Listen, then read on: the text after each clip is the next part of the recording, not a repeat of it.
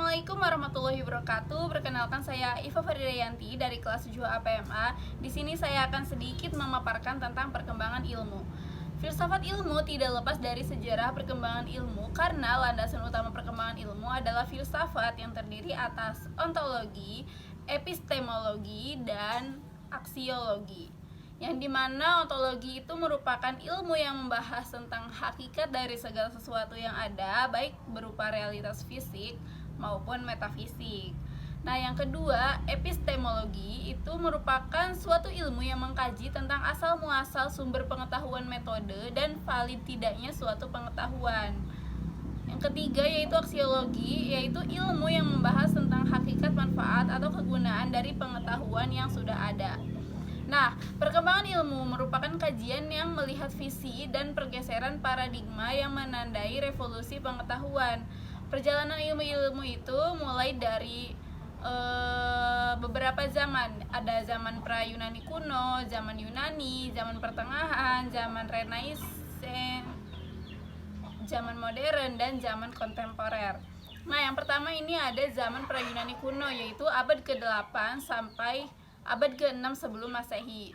Kehidupan masyarakat Yunani di sini berlangsung di bawah pengaruh kekuatan mitos-mitos secara mitologi.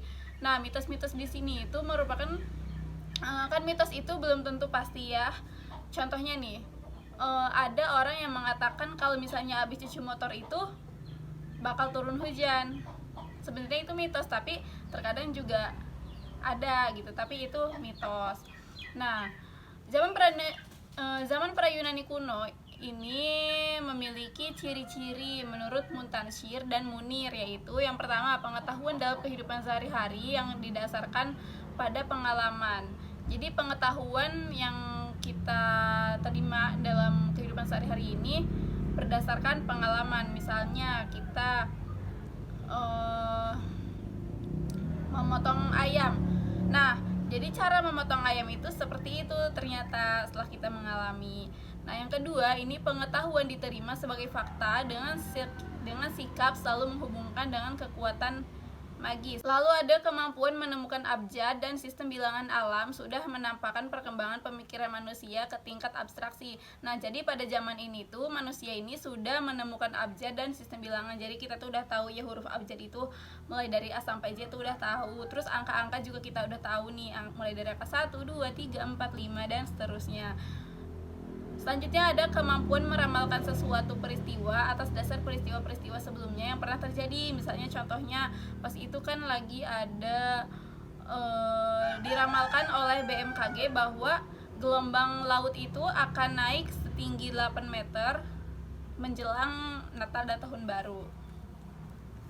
Nah, yang kedua ini ada zaman Yunani. Periode filsafat Yunani merupakan periode sangat penting dalam sejarah peradaban manusia karena saat ini terjadi perubahan pola pikir manusia dari mitosentris atau pada masa Yunani Arkais menjadi logosentris atau pada masa Yunani kuno. Nah, pola pikir dari mitosentris sendiri yang udah kita ketahui yaitu masih belum jelas faktanya. Sedangkan logosentris itu berpikir secara akal. Nah, ciri-ciri pada zaman Yunani ini ditandai oleh yang pertama, setiap orang memiliki kebebasan mengungkapkan ide. Jadi setiap orang itu bebas banget mengungkapkan ide yang dia pikirkan. Nah, yang kedua, masyarakat tidak lagi mempercaya mitos-mitos. Berbeda ya dengan zaman sebelumnya yang masih percaya mitos-mitos. Nah, zaman ini tuh tidak mempercayai mitos-mitos. Yang ketiga, masyarakat tidak menerima pengalaman yang didasarkan pada sikap menerima begitu saja. Jadi misalnya masyarakat ini sudah menerima pengalaman motong ayam. Nah, si masyarakat ini tuh nggak terima gitu aja. Misalnya motong ayam tuh kayak gini, ya udah nggak gitu aja. Jadi dia dikembangkan lagi seperti itu. Nah, pada zaman Yunani ini tokoh-tokohnya itu ada Thales, Anaximandaros, Heraklitos, Parmenides, dan Pitagoras. Selanjutnya ada zaman pertengahan. Nah, pada zaman ini tuh mulai muncul ilmuwan yang membahas tentang ketuhanan. Cara pemikirannya itu teosentris. Di sini ada beberapa tokoh Islam yang mengembangkan ilmu. Yang pertama Al-Khwarizmi. Al-Khwarizmi ini mengembangkan ilmu trigonometri, yaitu teori sinus, kosinus, tangen, dan kotangen. Selanjutnya ada Musa ibn Syakir. beliau ini mengarang kitab Al-Hiyal yang menggambarkan hukum-hukum mekanika dan problem stabilitas atau perkembangan teknik dan arsitektur dalam dunia Islam. Selanjutnya ada Ibnu Al-Haytun. Beliau ini mengarang kitab Al-Mudahir yang membuktikan hukum refleksi cahaya. Lalu ada Ibnu Sina. Nah, Ibnu Sina ini mengembangkan beberapa ilmu, ada ilmu kedokteran, filsafat, dan geografi.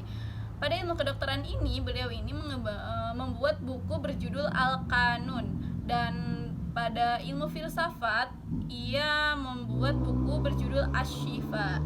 Selanjutnya, pada ilmu geografi, ia mengembangkan jarum magnetik. Selanjutnya ada zaman Renaissance. Zaman Renaissance ini awal mula dari mulainya kebangkitan modern. Ilmu pengetahuan yang maju pesat pada zaman ini ialah astronomi. Cara pemikirannya yaitu antroposentris. Tokoh yang dikenal ini ada Nicolaus Copernicus, penemuan teori heliosentris, yakni menyatakan bahwa matahari merupakan sumber pusat dari tata surya, katanya. Lalu ada Francis Bacon.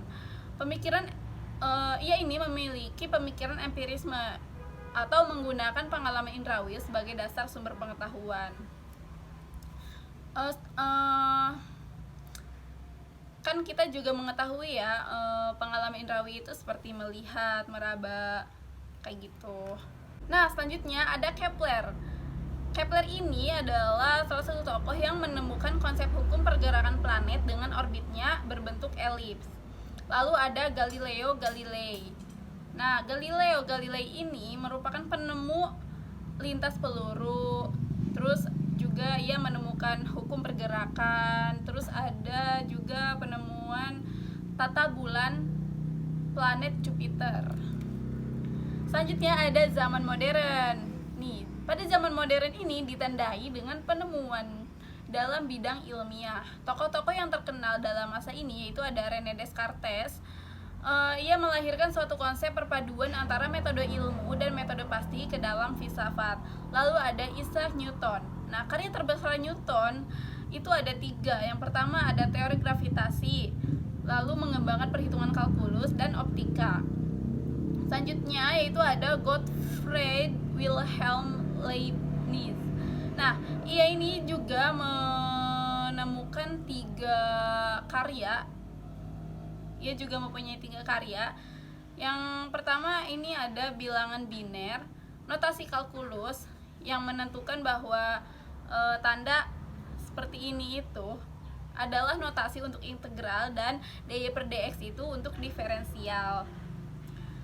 Lalu juga mengubah persamaan linier ke dalam bentuk matriks.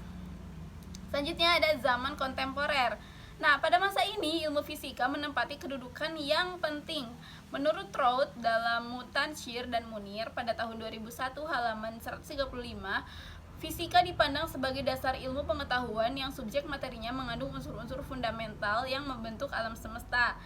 Tokoh fisikawan terkenal pada masa ini yaitu ada Albert Einstein yang lahir pada tanggal 14 Maret 1879 dan wafat pada 18 April 1955. Dan juga ada Edwin Powell Hubble, lahir pada tanggal 20 November 1889 dan wafat pada 28 September 1953. Nah, sekian penjelasan dari saya. Terima kasih. Wassalamualaikum warahmatullahi wabarakatuh.